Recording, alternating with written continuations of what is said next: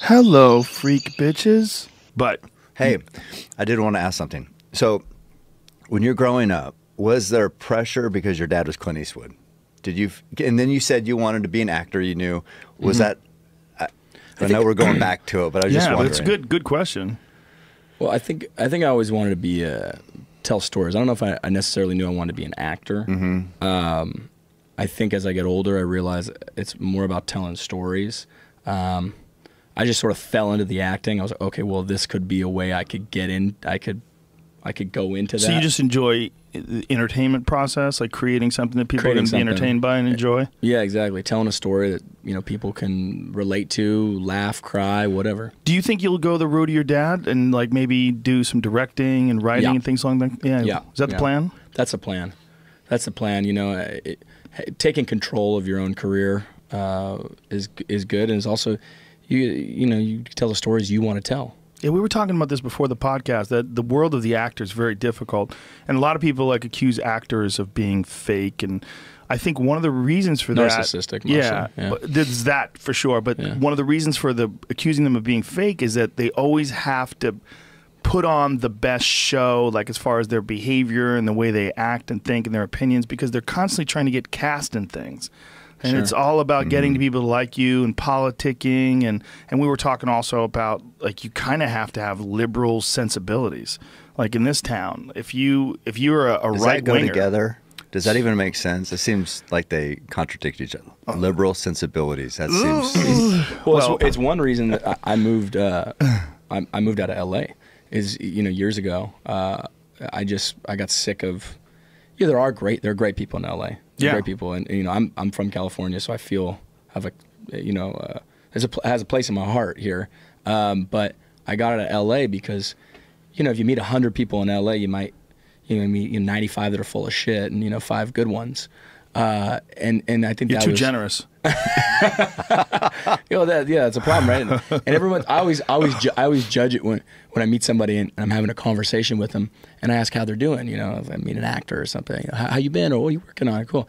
And a lot of times they're just waiting for their turn to talk. Yeah. They're not even listening to you. Yeah. They're just sort of they're not going to what and say, oh, what are you doing? What's going on? Yeah, you don't feel like a sincere conversation. No, not at all. Yeah, that's a big issue with people in general. But in LA, I think this is the magnet for all the narcissists and all the people that want attention and the people that have a hole. They have a hole they need to fill up for whatever their childhood, whatever the fuck it is, and they gravitate here, and then they just communicate with each other the same way, and everybody kind of like pretends to be someone who they're not, and then hopefully they make it, and then once they make it, then they just become some fucking weirdo. Just it's weird how many of them are like almost like cookie cutter, like, oh, I've met that guy before, he just looked different. You know what I mean? It's like the same person living a different life. I know someone exactly got lazy what this on is. the assembly line. Yeah, people. Yeah. They fell asleep or something. But the actor world is like, I've met a lot of comedians that are similar, but they vary so much. But the actors, boy, there's a lot that are super similar. Just a lot of, But then again, you'll meet some of them who've like figured it out and made it through, and they're super normal. And like Adam Sandler is one of the nicest guys you've ever met in your life. Really? Oh my God, he couldn't be nicer. Totally. Like if you didn't know he was Adam Sandler and you met him, you'd be like, oh, it's someone's dad. Yep. Fucking super normal dude. Yeah, Tom Hanks. He's right. That's what I heard. You said super normal. That's what people say, because they ask me, oh, how's Scott? Seems normal. So that's why you're like, you must not know me yet. That's like the best compliment for an actor. Yeah, it is, because an actor is like, I don't know. Yeah. So who am I to say who's normal, right? But to me, he seems like a normal guy. And you said Adam Sandler was completely normal. So that's kind of puts it in perspective. Yeah. What I mean by normal is like you could talk to them and they're really there. They're real sincere. Present. They're present. They're having a real conversation with you. And there's a lot of people that just don't do that. You talk to them and they're just putting on some, hey, how are you? Good to see you. I definitely don't trust people who are too nice. I'm like, why are they so nice? Like this isn't right. Yeah, sure. It's just a tough world for these people anyway, especially with the ones that haven't made it out here. It's so psychologically devastating because you're constantly going on auditions and you're constantly getting rejected. So you're insecure in the first place, and then you are hoping someone likes you. So you go to this thing and you're kind of like putting on your best behavior and you're dressing good and like, hi, pleased to meet you. All right. Hey, thanks guys. Thanks for the opportunity. You leave and they don't like you. They're like, they said you sucked at the audition. What? I didn't suck. Yeah, they just really didn't like you. They said you didn't make eye contact. Fuck. And they, and people get weirder and weirder. And if you meet an actor, say like 1 year, and then you meet them 10 years later and they're still swinging and nothing's happening, they might be like almost ready to crack. Yeah. Like right on the verge. Right at that falling down with that Michael Douglas, when he's got the briefcase and he goes in traffic, starts shooting people. Yeah. Like they're like a couple of days before that. They're like just on the breaking line. They can't take it anymore. It's a fucking devastating business, right? It's tough. It's tough. But like I said, I mean, we were talking about before. It's all built on hard work and your reputation. Yeah. Because, like you said, and you get a reputation for being an asshole or showing up late to work or this, that, and the other, and everyone's gonna know about it. It's a small place, LA. Or being a diva. Being a diva. Diva's that's a big one, right? That's not a good adjective. You can't shake that one. Yeah. That happens to people, like in Hollywood, they'll be doing a lot of big movies, and you hear like, "Oh, she's difficult to work with," and then they just fucking disappear. Sure. They just whoosh. And it almost seems like Hollywood delights in shutting those people out. They're rooting for you to fail. Yeah. They kind of. But when you prove to be like ungrateful in some way, or you don't like, here's a perfect example. Well, he kind of made it on television, but you remember David Caruso? When David Caruso was on NYPD Blue, everybody was like, wow, this guy's a great actor. And then he quit NYPD Blue when it was this massive hit show, and then went and started doing like some real shitty movies. Yeah. And everybody was like, why the fuck would you quit a big show like NYPD Blue and do a bunch of movies? Like, boy, I hope he fails. And then the movies failed, and then everybody's like, ha ha. And then he never did a movie again. You never saw him in a good movie. Like he had this trajectory of this amazing career. Yeah. Then he became this caricature, because then he was doing that stupid cop show where he would take his glasses off and say some stupid pun. Well, it looks like he got nailed, and he'd take his glasses off. Remember that? It was like CSI Miami or something like that, and it was a fucking caricature of a cop show. Yeah. Whereas NYPD Blue, when he was on it, was groundbreaking. I mean, it was fucking fantastic. So what happened?